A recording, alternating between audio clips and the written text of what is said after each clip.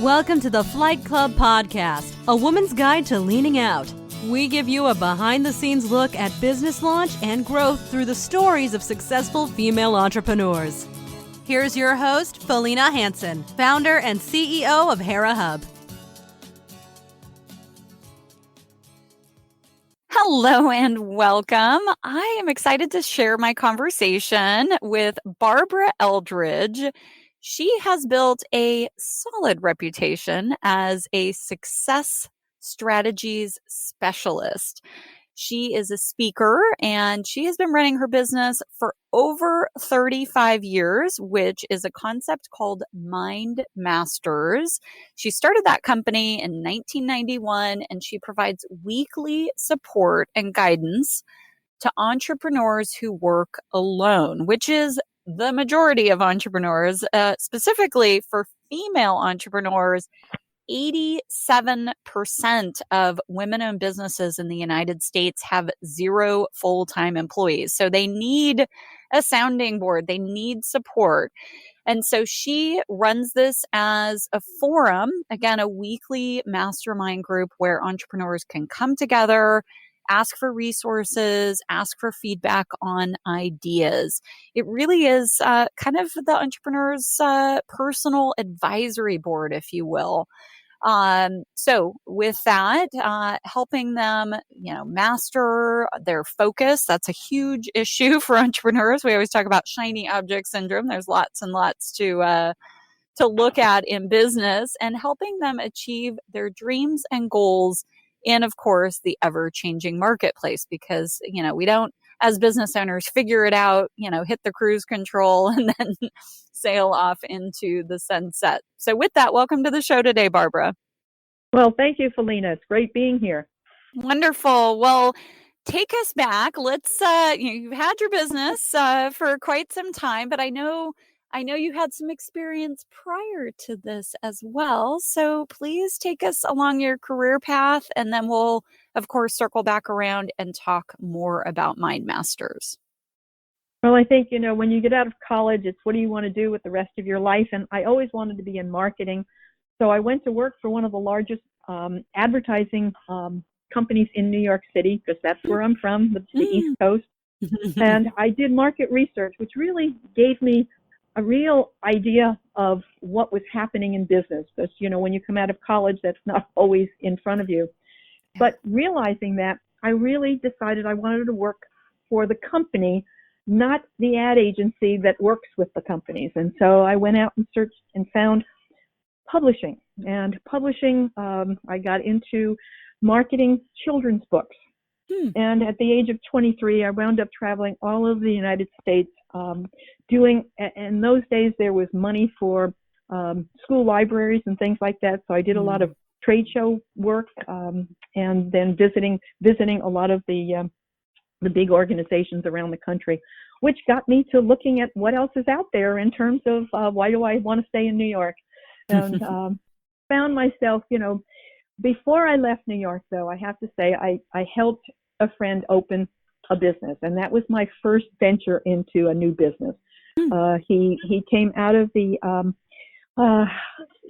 business of temporary employment, and so I told him, I'll give you a year of my life, which I did, and hated every minute of it. But there's something about being in New York when it's cold on a Monday morning, and your people won't go out to work because they don't want to get out of bed. Oh, yeah. And so it was, but I learned everything. It gave me a whole perspective on what it takes to run a business. I was writing paychecks for 50 to 100 people on a weekly basis, handwriting them. We didn't have computers. And so, that was a perspective I didn't have prior to that. But, made my way out to San Diego and said, okay, I found this wonderful place. Now what? That's a big shift. I want to pause on that, Barbara. Yeah. So, okay. So let's go back a few steps here. Why San Diego? How did you decide to make your way out here? Well, having traveled for the publishing company as much as I did, I got to visit an awful lot of cities. And my first venture into California was San Francisco. it just seemed too busy like New York is. And so I visited some friends here in San Diego and just kind of felt more comfortable here. I love being, the water is something that I need to be on. I grew up on Long Island, and so it called to me in a different way than perhaps San Francisco did. So, but you're right. I mean, my only intention was, in a sense, to get away from family. And you know, I had tried moving to New York City, but that still wasn't far enough away from family. And so I came out here, and as I said, I turned around and I went, all right, now what? And decided, very honestly, it's what I talk to a lot of people about, Selena. You know, I said, okay, what's ideal for me? Well, if I'm going to be in San Diego, I want to be out. So I started looking for a sales job. And I don't often advertise what I sold, but the company it was a salary job. They gave me a car. They gave me an expense account. And I had a huge territory all the way to the Mexican border and all the way out to Yuma, Arizona. But I was out. I was footloose and fancy free, and got promoted. They had first wanted me to move to Seattle. I didn't want to move to Seattle. Yeah. So they gave me major accounts. So I took on major accounts, and they offered me another management position, this time in, of all places, Bakersfield. Oh. And I was about to say no to that when my husband asked me to marry him. Oh. And so I walked in January and said I quit. I wasn't going to go to Bakersfield, obviously. However, by February, my husband and I were moving to Little Rock, Arkansas. What? Yes. Wait, that's almost as bad as Bakersfield. No, I'm just kidding. Well, in a sense, yes. I married a man with 5 daughters, okay? Their mother had died years ago. So here, you know, all of a sudden, I took on something that it was a little overwhelming. And so the idea of moving away from it was great. I think we did take 2 of the kids, but he was with the Kentucky Fried Chicken Corporation. He was a district manager for all the franchisees there in Arkansas, Missouri, and Oklahoma. And so, you know, when I got there, it was like, okay, so now what am I going to do? And not knowing the territory, I found a position. I actually opened another business for a franchisee. In those days, they were Nutrisystem weight loss medical centers. So I had a staff of doctors, nurses, and you know, behavior ed people. And I grew that business for them for 2 years. I opened a second center for them. And going back and forth to the 2 centers, I went, I really like being out again. But the franchisee from Philadelphia actually sold the business back to the corporation because he wanted to be working more east where he's from. And I said, well, okay. So I quit basically and started looking for what I wanted to do. I always wanted my own business, just didn't know exactly what it was. Yeah. And so I started looking, and very honestly, it was out of the universe. That's all I can put it to. My husband got a call from a company called Success Motivation Institute.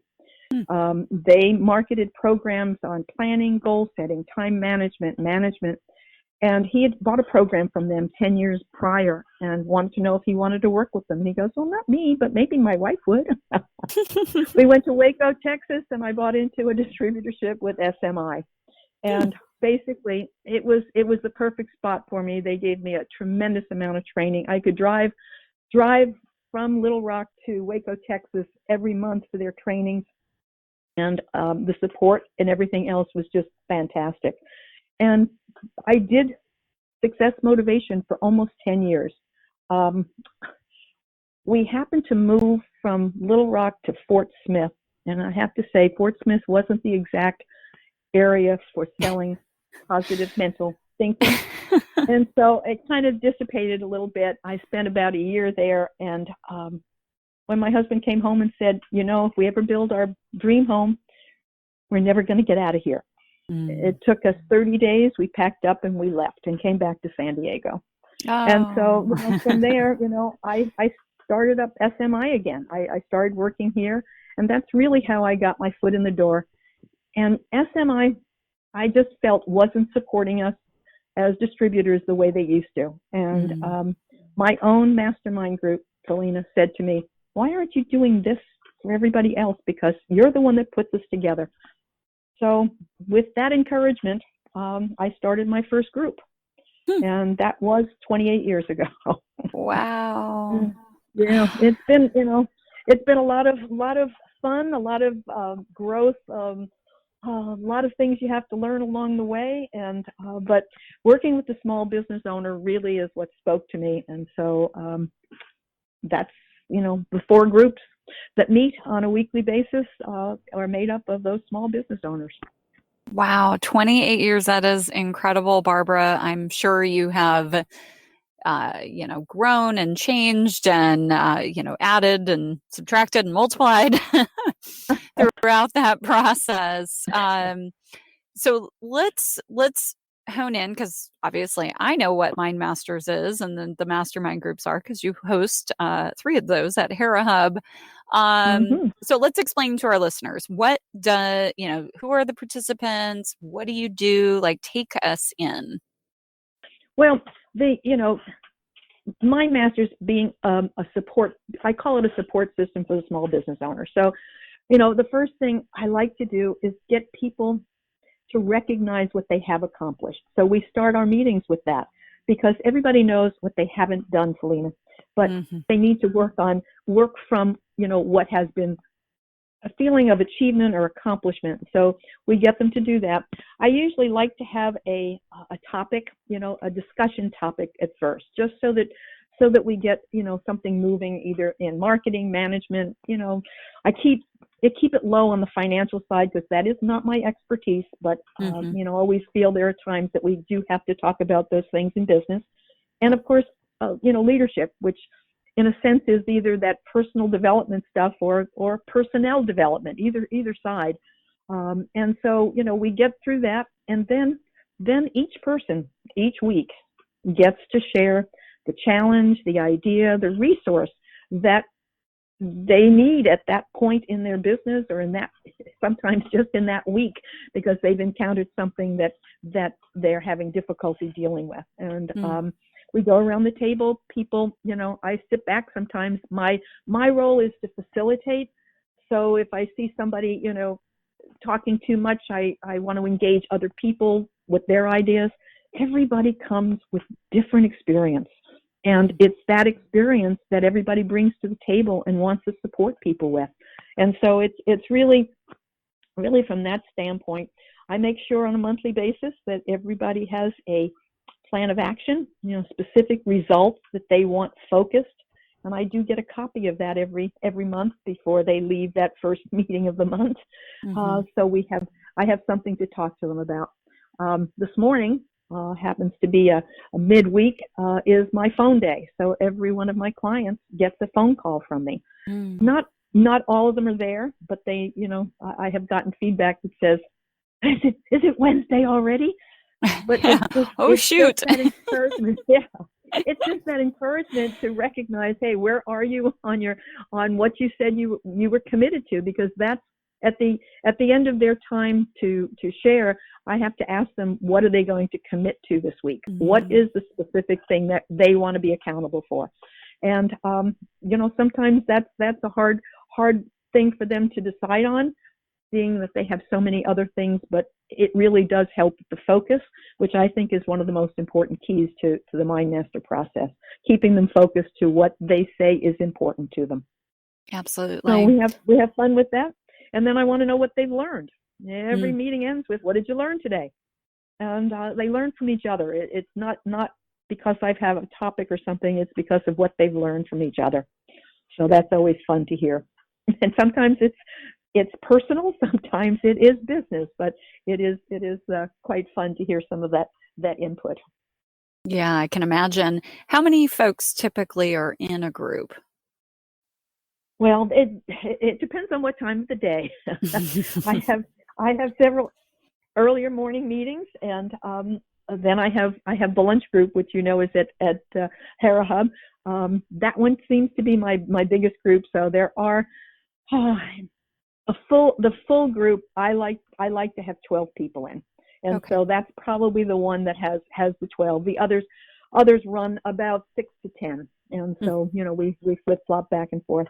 I do invite my people to, if business conflicts with their regular meeting, they are allowed to come to one of the other meetings. We all get to know each other, and so sometimes they really want to pick somebody else's brain in the other group. So I do allow them to do that, but that's how that all gets evolved around. So Great. we get it done. Great. Awesome. So I want to go back to a couple things you said of maybe the challenges you see entrepreneurs face.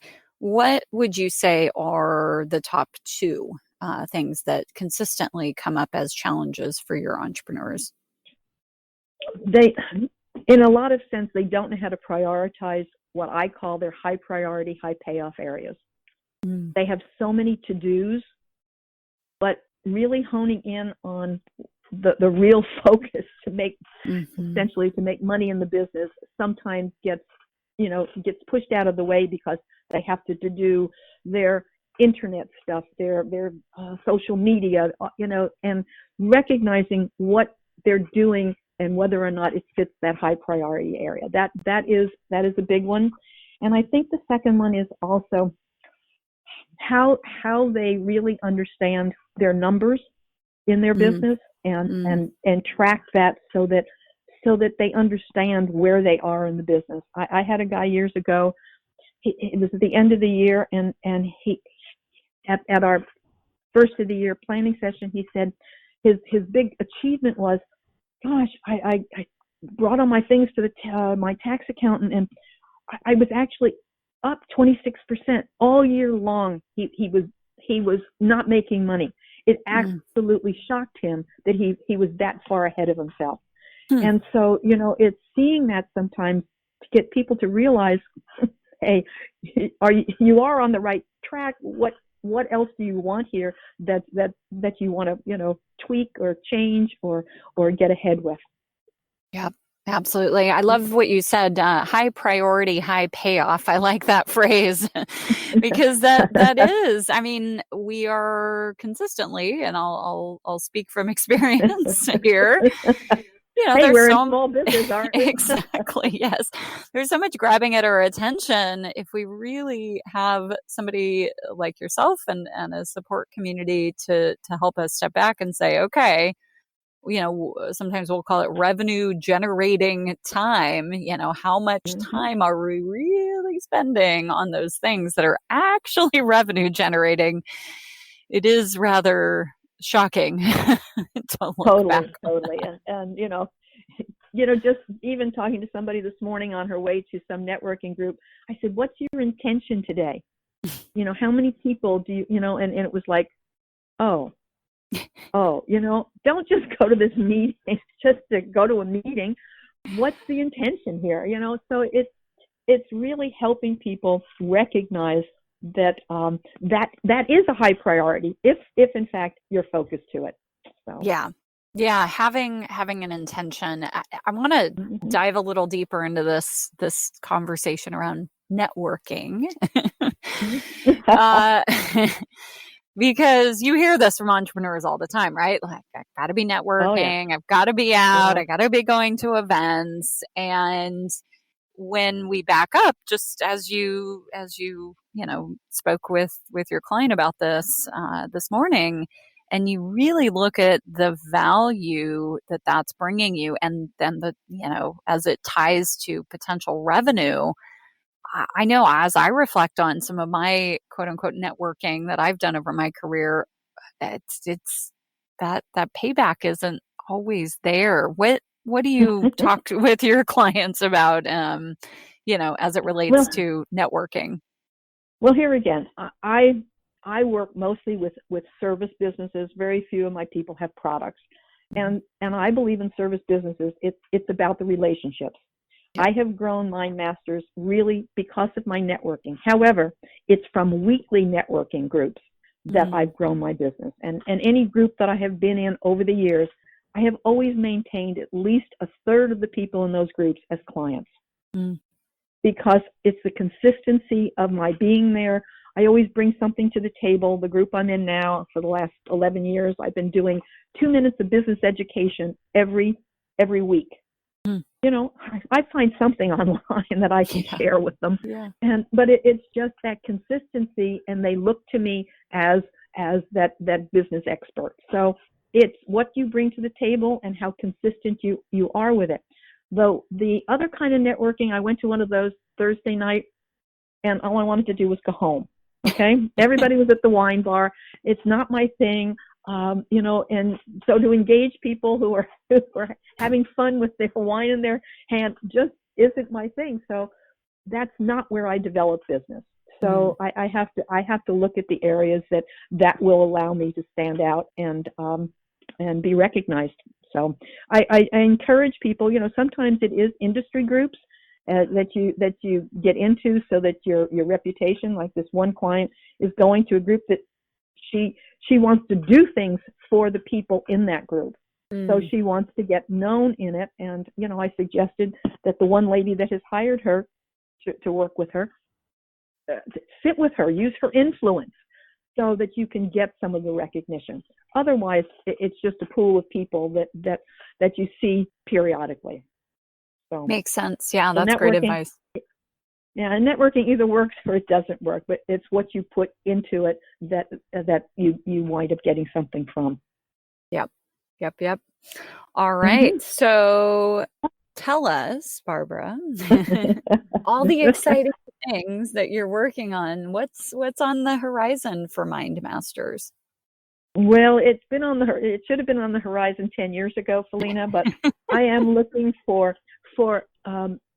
other people that want to facilitate Mind Master groups. I do have 2 now, one in Ventura County and one here in San Diego, but that's really where my focus needs to be, and that's what I'm working on. I'm looking for people that want to work with a small business owner, have the excitement to support small business owners, and I'm going to be doing an audio to describe a little bit more about what we do, so that people can get connected that way. And, you know, that's just where Mind Masters has to go, because you know as well as I do that the small business owner is kind of out there on their own. There's a lot of stuff being thrown around. So we want to get them focused. That's great. So if somebody is listening and they're thinking, this is such a great concept, I'd love to bring this to my city or my town or my community, what kind of vehicle are you looking at to train folks to be a part of the brand and the process? Well, my 2 people now who have experienced Mind Masters didn't have to come to San Diego, but I'm the one in Ventura. I work with on a Zoom call every week. You know, working with her, you know, she's understands Mind Masters, but it's getting the things down that she needs to be doing and staying focused too. So it's a combination of that kind of training. They get all the materials. I supply them initially with the things they need for new members. We have a website already set up that we can add their area to. You know, we have a lot already in place that somebody really just has to, you know, push the button for, and we can take off from there. My topics, you know, I've had topics for 28 years that I share with them, and so they can tap into a lot of the things that Mind Masters has already done to make it easier for them to get started. They need a pool of people that they may already know and pull from. That would make it easier for them to get things underway. Wonderful. And if somebody wants to learn more about that, what's the best way for them to do that, Barbara? It's all on mindmasters.com, and that's Mindmasters with an S. Masters, Mind Masters with an S. There's a contact page there. There's information about the certification, licensing, etc. on there. Fantastic. Well, thank you so much for your time, Barbara. Really enjoyed our conversation. Well, I really appreciate you reaching out, and wish you all a wonderful rest of the year. Thank you for joining this week's episode of Flight Club, sponsored by Hera Hub. We look forward to sharing more success stories with you soon.